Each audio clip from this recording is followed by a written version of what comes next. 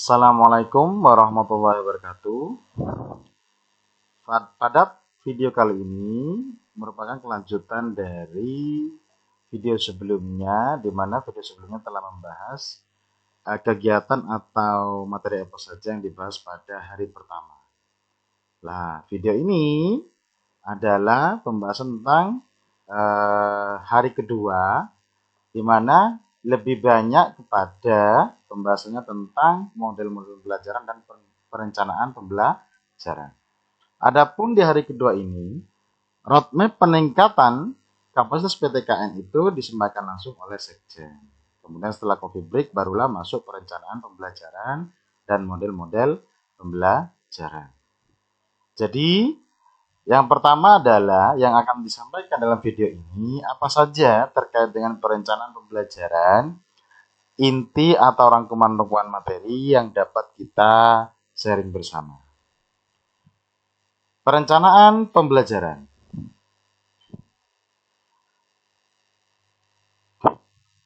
Adapun dalam perencanaan pembelajaran, kita harus memperhatikan standar proses pembelajaran, di mana yang pertama ada karakteristik proses pembelajaran, kemudian perencanaan proses pembelajaran, kemudian pelaksanaan proses pembelajaran, dan beban belajar mahasiswa. Nah, ini Permendikbud nomor 3 tahun 2020 pasal 10 ayat 2. Nah, ini dapat diwujudkan dalam bentuk RPS. Jadi, RPS itu rencana pembelajaran semester.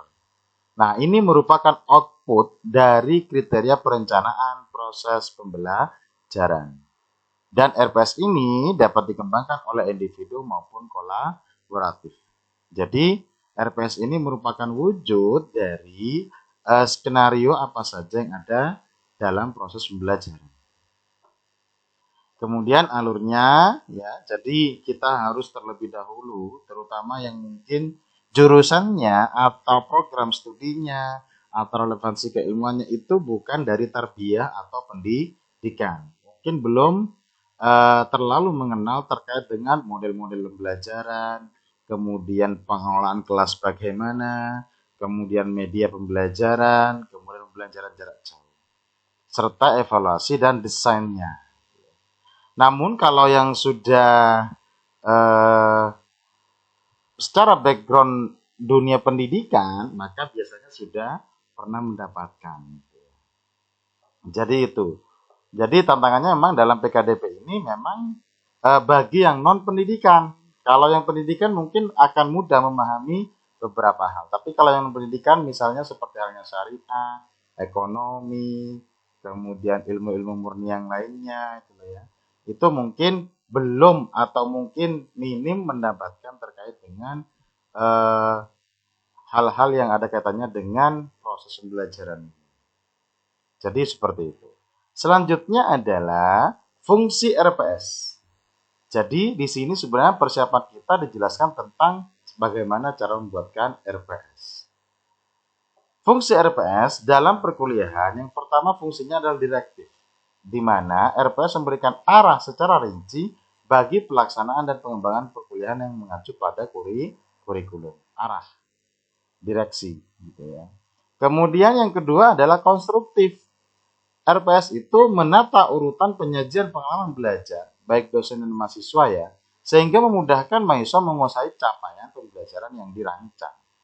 Jadi dosen ini memberikan alur-alur yang jelas, gitu ya, dalam memudahkan mahasiswa mencapai capaian pembelajaran. Kemudian yang ketiga adalah korektif. Jadi RPS ini berfungsi sebagai rambu-rambu yang harus ditaati atau dilakukan atau dilaksanakan selama proses pembelajaran sebagai pedoman dalam melaksanakan perkuliahan. Jadi RPS ini juga berfungsi sebagai koreksi. Kemudian yang terakhir, yang keempat adalah preventif. RPS dapat juga mencegah pembelajar dari melakukan hal-hal yang tidak sesuai dengan apa yang telah ditentukan di dalam kurikulum. Tentu saja kurikulum ini dari program studi. Sehingga RPS ini juga mencegah dosen untuk keluar dari track kurikulum yang telah direncanakan oleh program studi. Itu fungsi RPS dalam perkuliahan. Jadi Cukup diingat-ingat saja inti-intinya adalah ini. Kemudian karakteristik proses pembelajaran. Nah, ini kalau dalam dunia pendidikan, bagi yang tarbiyah mungkin sudah sering mendengar ada istilah interaktif, ya, komunikasi dua arah antara mahasiswa dengan dosen. Misalnya ada diskusi, tanya jawab, kemudian holistik, integratif, gitu ya. Ini adalah istilah-istilah yang harus ada dalam proses pembelajaran. Jadi diintegrasikan dengan keilmuan, nanti secara spesifik kita juga akan membahas integrasi yang ada. Kemudian ada juga tematik, jadi berdasarkan tema-tema tertentu, misalnya dispesifikkan pada kasus-kasus tertentu. Kemudian ada saintifik, kontekstual, dan efektif, gitu ya.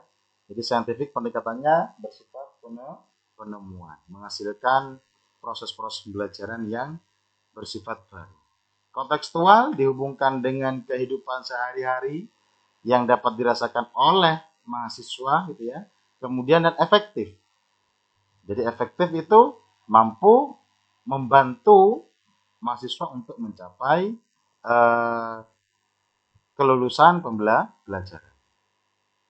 Kemudian kolaboratif, mahasiswa juga diajak untuk bekerja tim, tidak individualis. Jadi di sini juga ada kolaborasi baik antar teman sejawat maupun dengan kolaborasi dengan dosen. Misalnya diajak mini riset atau diajak penelitian bersama atau menulis artikel bersama, gitu ya. Kemudian yang terakhir adalah berpusat pada mahasiswa. Jadi karakteristik ini semuanya sedemikian rupa agar mahasiswa itu sangat partisipatif. Jadi aktif dalam mencari, kemudian berdiskusi, menemukan, dan bahkan menyimpulkan dan membuat penemuan-penemuan baru dalam proses pembelajaran. Jadi tidak monoton pada proses yang satu arah, misalnya dosen menjelaskan saja itu ya. Kemudian mahasiswa mendengarkan sampai ngantuk. Intinya seperti itu. Inti-inti dari karakteristik proses pembelajaran. Kemudian komponen dari RPS, intinya ada 8. Yang pertama nama program studi, kode mata kuliah, semester, SKS, nama dosen pengampu. Kemudian yang kedua capaian CPL, CPMK, dan indikator. Kemudian bahan kajian, metode pembelajaran, kemudian waktu, dan pengalaman belajar. Ini aktivitas mahasiswa kalau di RPS. Nanti saya tunjukkan sekilas. Kemudian kriteria, indikator, dan bobot penilaian. Ini yang wajib ada dalam komponen RPS.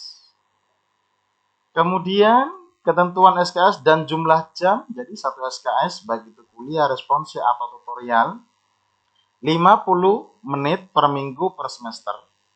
Jadi definisi atau pengertian dari satu SKS itu adalah 50 menit per minggu per semester proses pembelajarannya ya. Kemudian yang kedua kegiatan penugasan terstruktur 60 menit dan kegiatan mandiri adalah 60 menit. Jadi total ada 170 menit. Nah, sedangkan satu SKS, misalnya seminar atau bentuk yang lain yang sejenis, yaitu kegiatan proses belajar 100 menit, kemudian kegiatan mandiri adalah 70 menit per minggu per semester. Jadi dalam setiap tatap muka, prosesnya minimal kalau satu SKS itu adalah 50 menit tatap mukanya. Namun penugasan terstrukturnya itu 60 menit dan tugas mandirinya juga 60 menit. Jadi kalau kita hanya melaksanakan tatap muka saja bersama mahasiswa pembelajarannya tanpa ada tugas atau kegiatan baik mandiri maupun terstruktur, berarti ada tugas yang belum kita laksanakan, yaitu di bagian ini. Karena satu SKS maknanya adalah seperti itu. Kemudian yang terakhir adalah integrasi pembelajaran. Jadi diupayakan dalam proses belajar itu terintegrasi, baik secara keilmuan Islam dan juga sains. Jadi ini karena saya PKDP-nya di UIN, karena memang kita tahu UIN Sunan Kalijaga Yogyakarta itu memang dikenal dengan integrasi interkoneksi. Jadi ada integrasi pembelajaran dengan bidang keilmuan yang lain, misalnya keilmuan Islam dan juga sains. Kemudian ada integrasi pembelajaran dalam penelitian dan PKM, ya. Kemudian ada juga integrasi pembelajaran dalam moderasi beragama. Ini mungkin agak baru. Jadi kita harus bisa merancang perencanaan pembelajaran, misalnya di dalam RPS itu ada integrasi keilmuannya, ada integrasi penelitian dan PKM, serta ada integrasi moderasi beragama dalam setiap pembelajaran atau di sebagian tatap muka. Jadi itu terkait dengan perencanaan pembelajaran. Kemudian yang selanjutnya adalah yaitu terkait dengan model-model pembelajaran. Jadi di hari kedua selain membahas tentang perencanaan, juga dibahas terkait dengan model-model pembelajaran. Di sini saya rangkum model-model pembelajaran yang dibahas dalam pelatihan PKDP. Misalnya ini berdasarkan kenapa kok harus menggunakan SCL pada akhirnya atau Student Center Learning, artinya berpusat kepada mahasiswa. Pembelajaran kita itu dasar undang-undangnya adalah ini. Pendidikan adalah usaha sadar dan terencana untuk mewujudkan suasana belajar dan proses pembelajaran agar peserta didik secara aktif mengembangkan potensi dirinya untuk memiliki kekuatan spiritual keagamaan, pengendalian diri, kepribadian, kecerdasan, akhlak mulia, serta keterampilan yang diperlukan dirinya, masyarakat, bangsa, dan negara. Maka lahirlah apa yang kita sebut sebagai pembelajaran berpusat kepada mahasiswa atau SCL, Student Center Learning. Apa itu SCL? SCL merupakan sebuah pendekatan pembelajaran yang berpusat pada mahasiswa, didasarkan pada teori konstruktivis, agar dapat belajar lebih efektif mahasiswa sebagai pembelajar. Jadi intinya berpusat pada mahasiswa. Karakteristiknya ini ya merupakan sebuah pembelajaran aktif, namanya juga berpusat pada mahasiswa. Jadi mahasiswanya yang aktif, bukan dosennya. Memfokuskan pada pemahaman dan pembelajaran mendalam, kemudian meningkatkan tanggung jawab pembelajaran kepada mahasiswa, memiliki saling ketergantungan antara dosen dan mahasiswa, jadi ada interaksi, ya. Kemudian menjunjung tinggi rasa saling menghormati antara dosen dan mahasiswa, serta yang terakhir menggunakan pendekatan reflektif dalam proses pembelajaran. Ini adalah karakteristik SCL. Jadi diingat-ingat saja, setidaknya poin-poin penting ini yang dibahas di hari kedua terkait dengan model-model pembelajaran. Selanjutnya, apa saja ragam dari SCL ini? Yang pertama ada model pembelajaran berbasis masalah. Jadi, model pembelajaran berbasis masalah. Yang kedua, log-R, nanti secara mendetail kita bahas sekilas, inti-intinya saja. Kemudian yang ketiga adalah pembelajaran berbasis lingkungan. Yang keempat, scientific. Yang kelima, discovery learning atau penemuan. Kemudian yang keenam adalah PJBN. Adapun yang pertama, yaitu adalah pembelajaran berbasis masalah atau PBM. Di mana langkah-langkahnya atau sintaknya, ya. Yang pertama, mengidentifikasi masalah. Kemudian mengumpulkan data, jadi mahasiswa dibuat skenario agar dapat mengidentifikasi masalah. Kemudian mengumpulkan data, menganalisis data, menentukan pemecahan masalah, kemudian memilih teknik pemecahan masalah, merencanakan teknik pemecahan masalah, kemudian yang ketujuh menguji cobakan rencana pemecahan yang telah ditentukan, kemudian yang kedelapan mengambil tindakan untuk memecahkan masalah. Sintak ini atau langkah-langkah ini bisa diterapkan agar pembelajaran itu mahasiswa berorientasi pada masalah sampai dengan pemecahannya. Kemudian yang kedua adalah log-R. Ya. Kemudian langkah-langkahnya yang pertama adalah tahap literasi. Jadi mahasiswa diminta untuk membaca literasi atau memperkuat literasinya. Bisa difasilitasi oleh sumber-sumber dari dosen. Kemudian yang kedua adalah tahap orientasi, di mana dosen melakukan kegiatan tanya jawab atau dialog ya. Kemudian yang ketiga adalah tahap kolaborasi. Jadi di sini mahasiswa berkolaborasi secara berkelompok, entah itu berdiskusi, misalnya ada berdua atau bertiga atau mungkin sampai 5 mahasiswa. Kemudian ada tahap refleksi. Jadi juga melibatkan ada evaluasi dan refleksi di sini. Kemudian setelah itu yang ketiga adalah model pembelajaran berbasis lingkungan. Adapun sitaknya atau langkah-langkahnya, yang pertama menentukan objek pengamatan, kemudian yang kedua membentuk kelompok, kemudian yang ketiga membagi tugas pengamatan, yang keempat menentukan hal yang diamati. Ini adalah untuk model pembelajaran berbasis lingkungan. Saya cepat saja ya, karena hanya inti-intinya saja. Nanti bisa diperdalam sendiri dengan mencari referensi yang lebih mendalam. Yang keempat, setelah keempat ya, berarti yang kelima melakukan pengamatan. Ini agak panjang memang. Kemudian mencatat hasil pengamatan. Mungkin ini bisa dilakukan mini riset gitu misalnya ya. Kemudian melaporkan hasil pengamatan, menuliskan deskripsi hasil pengamatan, memamerkan hasil kerja, kemudian mengamati dan mengomentari, kemudian merefleksi. Kemudian yang keempat adalah model pembelajaran saintifik, di mana ini telah banyak dikenal. Misalnya yang pertama adalah mengamati, menanya, mengumpulkan informasi, mengasosiasi atau mengolah, kemudian menarik kesimpulan dan mengkomunikasikan. Ini adalah model pembelajaran yang keempat.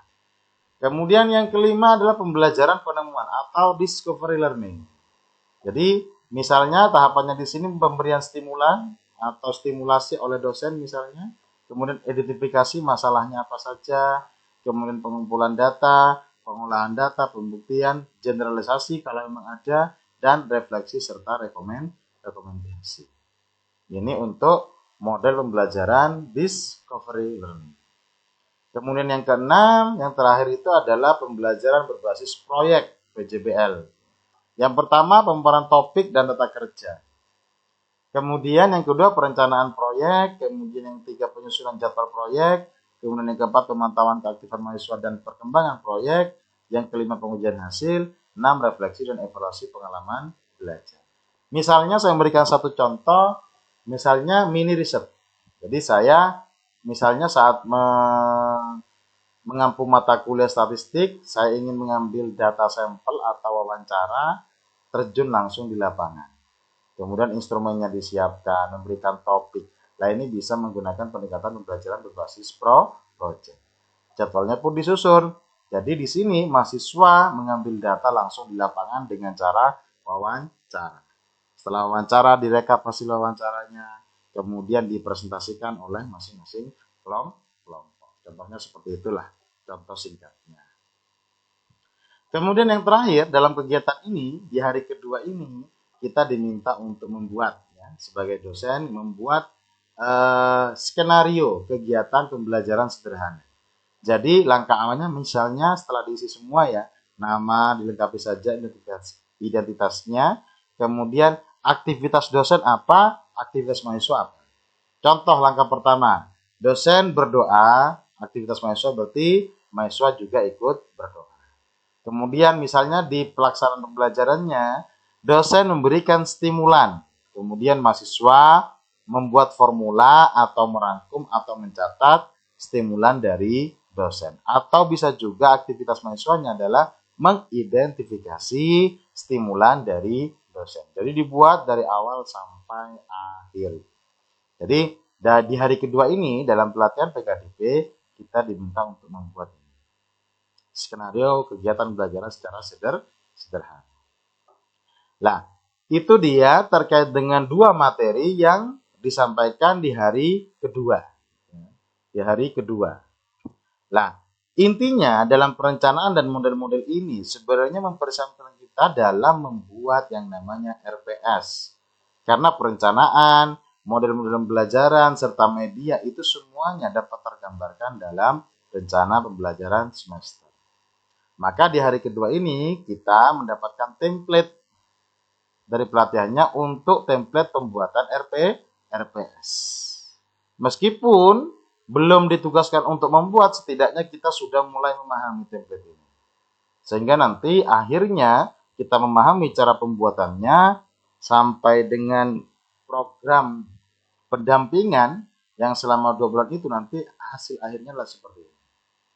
Jadi kita diminta atau dituntut untuk bisa dan menyetorkan RPS berbasis OB yang sudah didampingi, dievaluasi, dan juga diberikan feedback oleh mentor.